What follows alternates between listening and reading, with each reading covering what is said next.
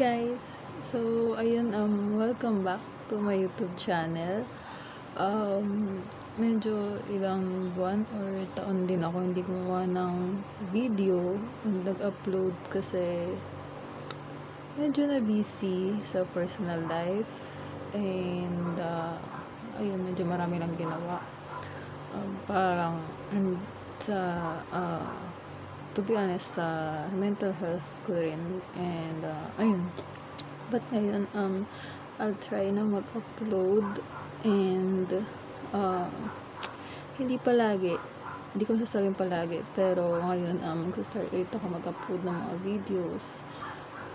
And yun, let's start again. So, ayun nga, as you can see sa title ng video na ito is all about why men or boy or guy cheat sa isang relationship. This is not all about on my past experiences sa mga naging relationship ko, but yung ilan dito, ayun, reason sa breakups or sa mga naging problema sa past relationships ko. So, tsaka hindi ko nga pala nilalahat ng lalaki dito. I'm just saying this or sinishare ko lang yung mga reasons kung bakit kadalasan nagloloko ang isang lalaki sa isang relasyon. So, let's start. So, sa unang rason kung ba't nagloloko ang isang lalaki sa isang relasyon, sa palagay ko ay dahil sa hindi na bibigay yung pangangailangan nila as a man, as a guy. Gets nga na yun for sure, pero sa mga bagets na blooming pa lang ngayon, alam ko hindi magigets to, pero ayun, sa mga medyo alam nyo yun, yung nasa right age na, alam ko magigets nyo to. Kasi ito based din to sa experience ko, sa totoo lang. Yung ibang mga lalaki kasi, like, sobrang, hindi naman sa sobra, pero mapusok sila. Like, sa experience ko nga na sinasabi ko sa inyo is, sa first relationship ko before, kasi strict yung mom ko. Syempre, babae ako, and hindi ako palagi nakakalabas ng bahay. School, bahay lang ako. Kahit, eto college days na to, first time ko magka-boyfriend, ito college ako nito. Although taga dito lang din sa amin, pero yun nga, hindi ako madalas nakakalabas ng bahay, and syempre kailangan ng permission ni mama. Ayun, nalalaman ko na lang sa mga friends nga na may ibang babaeng kasamang ganito sa bahay nila, sa ganito, pumupunta siya sa bahay na ibang babae, may nangyayari, alam kong gets nyo na yun. And ayun, isa yun sa mga rason kung bakit sobrang rough ng relationship namin nung guy na tinutukoy ko to. Like, ilang beses siya nangyari sa relationship namin, so hanggang sa huli na di ko na kinaya din, and bumigay na rin ako kasi yung mga girls din na naka-fling or naka-relasyon niya habang kami is, kahit alam nilang may girlfriend, is pinapatulan nila yung guys. So in the end, kahit na umaayaw ako, kasi noong una umaayaw ako, siya yung ayaw mag-stop. So okay, sige, pinagbibigyan ko, and hanggang sa nung time na ako na mismo rin nakakita, ayun, ayaw ko na rin talaga, nag-stop na rin ako. Then hindi ko na talaga siya pinagpatuloy pa. Tapos ayun, sobrang mahirap yung part na yun, and syempre iisipin mo is, yun lang ba ang habol sa'yo? Parang binigay mo naman lahat ng gusto niya, lahat ng attention, lahat, as in lahat. Sweet ka, maalaga, maalalahanin. lagi kayo magka-call, ganyan. Pero bakit ganun? Bakit parang nagawa ka pa rin lokohin? Syempre, basta ko din sa part na yun na loyal ka, faithful ka, tapos in the end yun ay ma-receive mo ang parang ganti or balik na bakit ganito? Bakit kailangan gawin yun? Parang ganun. So, ayun, sobrang sakat din yun sa part na syempre sa mga babae. Although, ipalagay na natin na may mga lalaki din na experience yan, reverse sa side naman ng babae naman yung naggagawa ng mga ganun.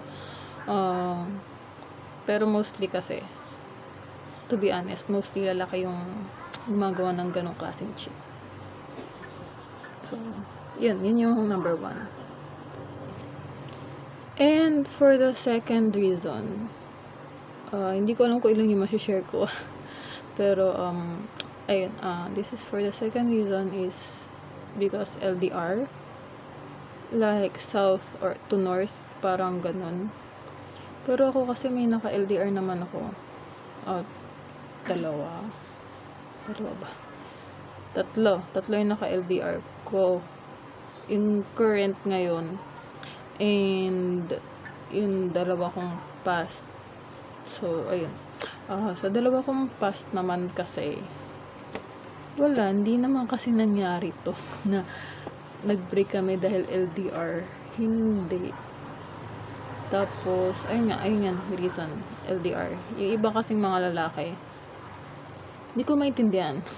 Mag-girlfriend kayo na, or manliligaw kayo ng babae na alam nyo namang malayo sa inyo, or alam nyo hindi nyo lagi makakasama, tapos parang irarason or ipaparamdam nyo na ayaw niya na kasi hindi nyo naman nakakasama yung tao kasi LDR, kasi malayo siya.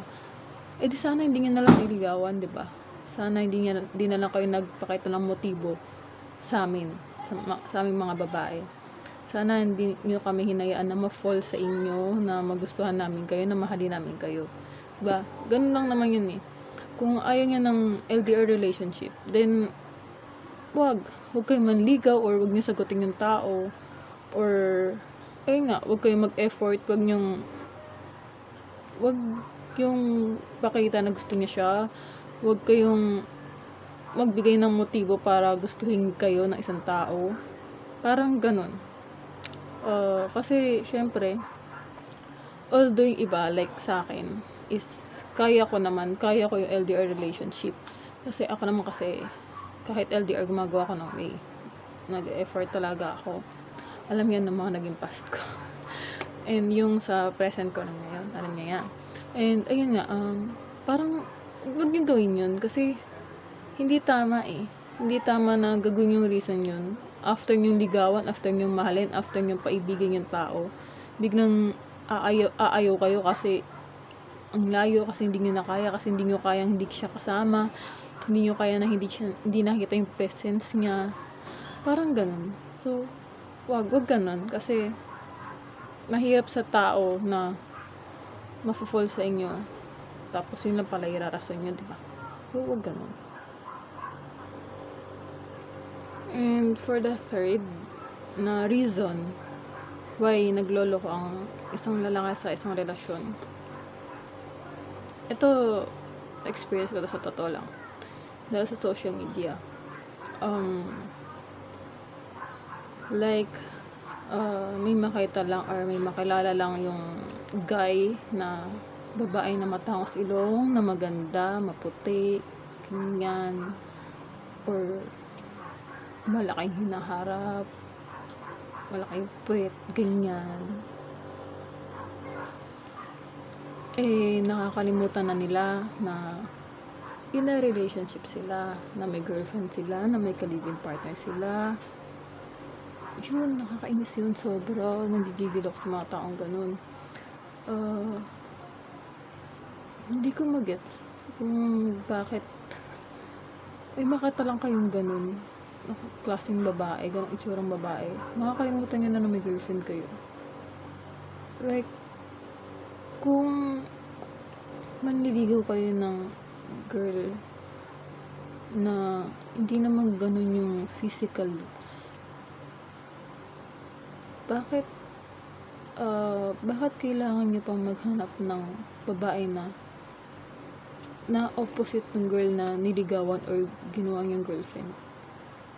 Kasi, manliligaw kayo ng babaeng opposite nun na hindi naman ganun kaganda, hindi naman ganun kaputi, hindi naman ganun katangos ilong, yung malaking hinaharap.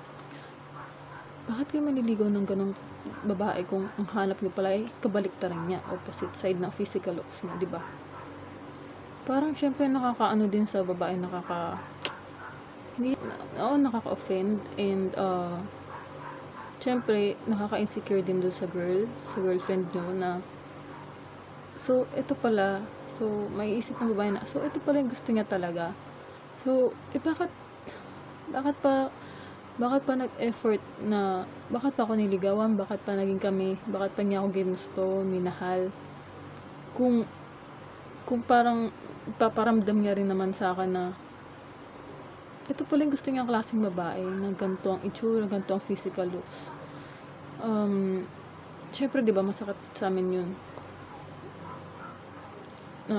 sa mga katulad ko, hindi naman ganun yung itsura. Syempre masakit para sa amin, nakaka-intimidate, nakaka-insecure nga, like what I said.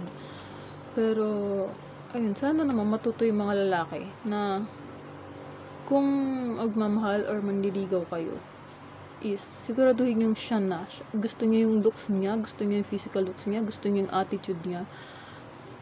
Hindi yung liligawan niyo lang kasi trip niyo, liligawan niyo lang kasi naawa kayo, liligawan niyo lang kasi nakikita niyo nasasaktan siya sa ngayon para lang maging masaya siya. Hindi tama kasi yung ganun. Kung manliligaw kayo, kung jojowain niyo yung isang babae, dapat sure kayo na gusto niyo siya, na mahal niyo siya, at na hindi niyo talaga siya lolokohin.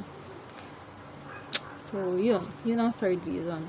Then for the fourth reason na naiisip ko is isa to, usually is yun, girl best friend daw, or girl na tropa, ganyan.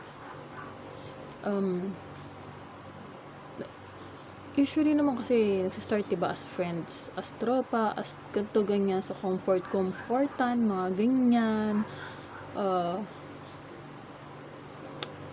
May, hindi naman lahat, di ba? Sabi ko nga kanina, hindi ko nila lahat. Pero ibang mga lalaki kasi ang hilig mag-comfort ng mga babae.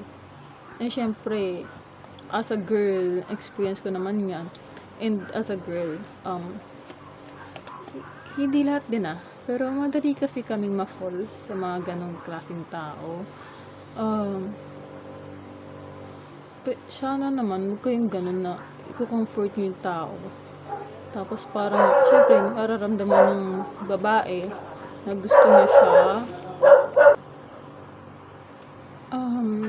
kasi hindi rin maganda, in some point hindi rin maganda na kumakausap or nagko-comfort ka ng opposite sex or opposite gender mo, kasi nga either ikaw or yung kino-comfort mo yung mafo-fall sa'yo, or mafo-fall ka sa kino-comfort mo.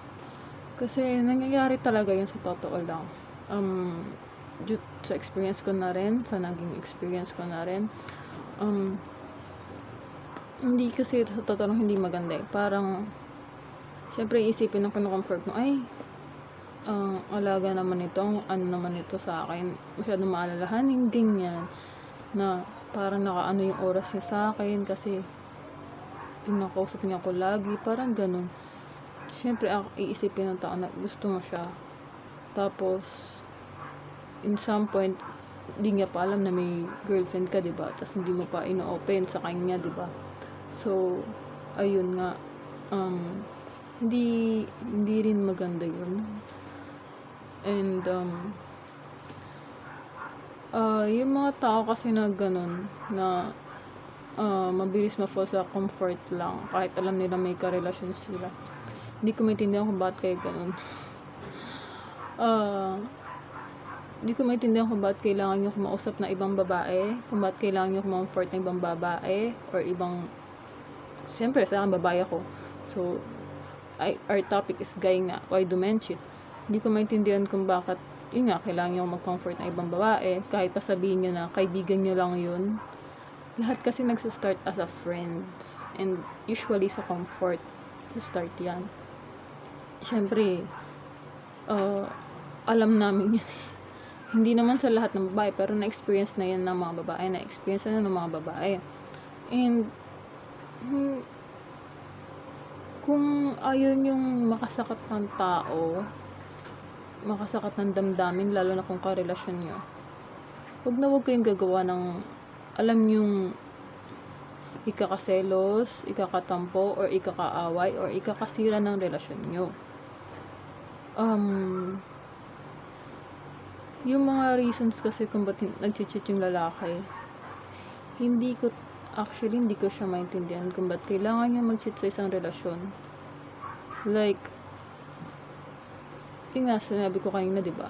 Kung magjojowa kayo, siguraduhin yung siya na, siguraduhin yung hindi kayo magloloko sa isang relasyon. Dahil sobrang hirap, sobrang sakit, makaramdam ng niloko, maramdaman na niloko, niloloko. Yung ibang mga babae katulad ko is dinadaan na lang sa iyak, walang masabay ng problema, mga ganyan. Syempre, nakaka-affect niya siya ng mental health. Sa totoo lang ha, hindi ko lang kung na-experience ito na iba, pero yung nakaka-affect siya sa mental health ng isang tao. Ang point ko lang dito is, kahit lalaki man o babae, please lang, sana wag na kayo mag-cheat. Wag nyo nang tutunan, wag nyo nang pag-aralan, wag nyo nang itry, wag nyo nang sabihin na, tinry ko lang naman parang prank lang, parang ganito lang. Wag. Prank man o hindi, nakasakat ka pa rin ang damdamin ng tao. And hindi pa rin siya magandang tingnan, hindi siya magandang pakinggan. And, yun nga, nakakasakat ka ng tao. Which is, hindi eatable. Hindi talaga siya healthy sa isang relationship, yung mga ganitong klaseng cheating. And kahit anong klaseng cheating actually, hindi siya healthy sa isang relationship. And sana may mga tao or may tao pa na matutong or marunong na hindi magloko sa isang relasyon. Marunong na maging loyal, faithful, and mag-stick to one sa isang relasyon. Katulad ng iba kong naging past. So, ayun, and sa present ko na rin. So, ayan. Ilan lang yan sa mga cheating reasons ng mga lalaki. Kung na-experience nyo rin yun, or may iba pa kayong experiences sa pagloloko sa inyo ng lalaki or babae man, pwede nyo na rin i-share sa akin, or PM nyo sa akin, or sa, kung alam nyo Facebook ko, PM nyo sa Facebook ko, or i-comment nyo dito.